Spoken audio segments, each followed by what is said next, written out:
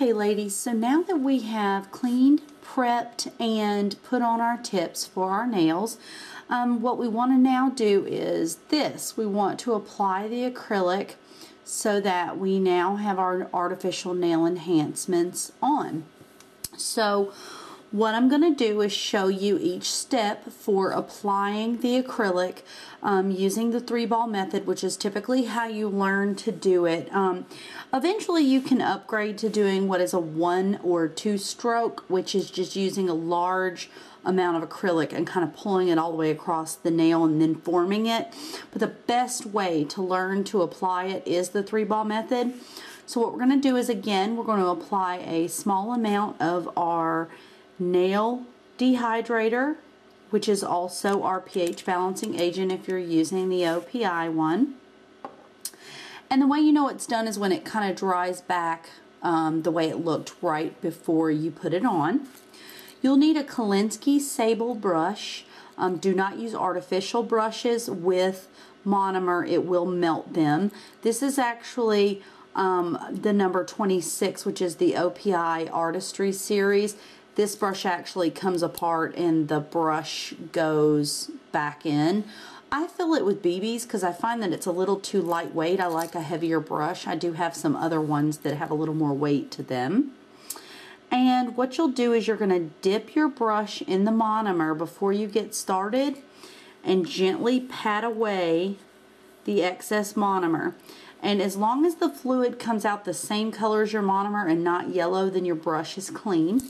If your brush is not clean, you want to use a really good, high quality brush cleaner. This is actually the OPI brush cleaner.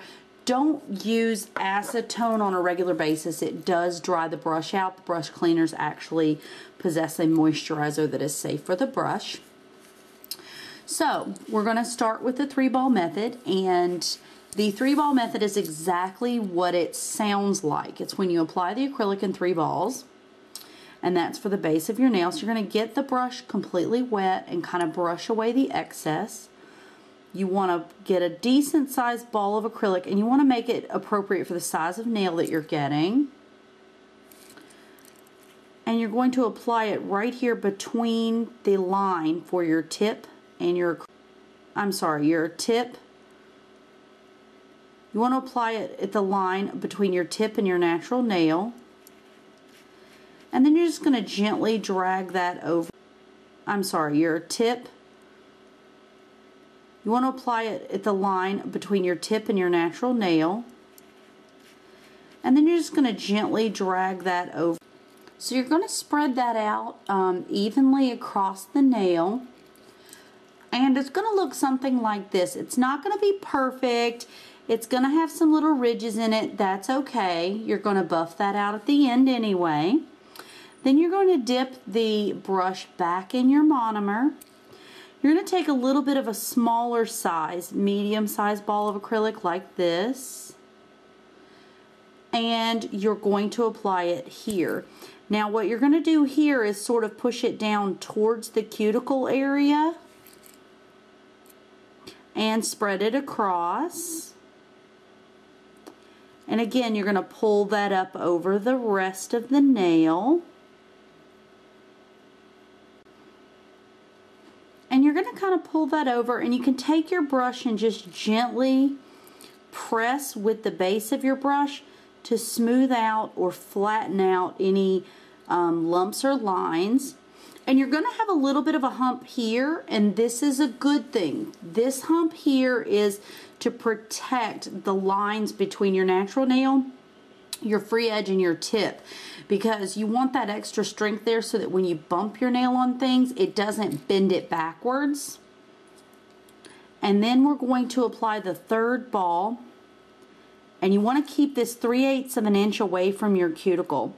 So you want to gently slide it across the line where the rest of your acrylic ended, and gently pull it over without getting it onto the cuticle area. And then you're just going to pull it smooth.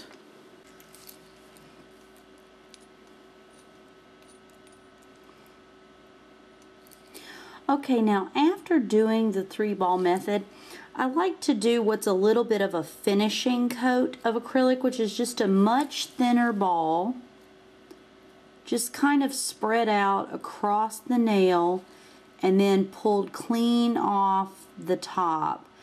And what this does is it kind of fills in any little gaps or creases that you may have. Kind of cuts back on some of your buffing and filing if you have some small imperfections. And you just want to pull it clean off the end there. And it's going to look something like this. And you're going to let this set. And when it sets, it sounds like this. When you tap it, it will sound like this. If it's not dry, see, it sounds a little less dense. It doesn't sound as good. Plus, it's a little bit sticky. So what we're going to do is we're going to let this set, and then we're going to buff and file. And what you want to do at the end of this process is you want to take your brush in the brush cleaner and just gently stroke it back and forth in the brush cleaner, and then clean it off on a clean, lint-free towelette. And what I like to do with the brush cleaner is I have a large bottle, and I just put a little bit in the smaller bottle so that I can dispose of this when it starts to get cloudy or gunked up, and it doesn't waste an entire bottle. And then I don't have to transfer it out every time. And you want to avoid getting oils and dirt on these brushes because it does transfer into your acrylic.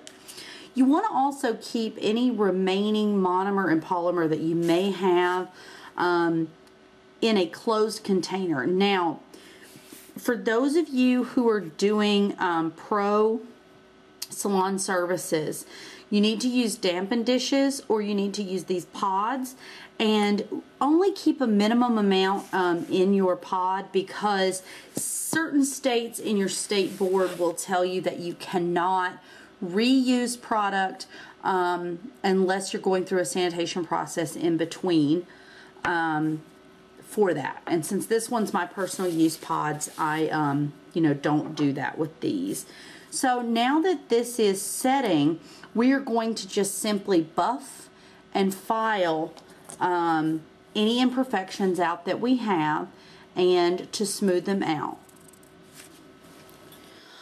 Okay, ladies, now that we have applied the acrylic to all of our nails, what we're going to do next is you're going to take your Blizzard board or your 180 grit nail file like this one, and you're going to take it and you're going to run it along the sides of your nails, and just to smooth out or clean up any excess acrylic that you may have there, and go across the top to make that smooth again as well.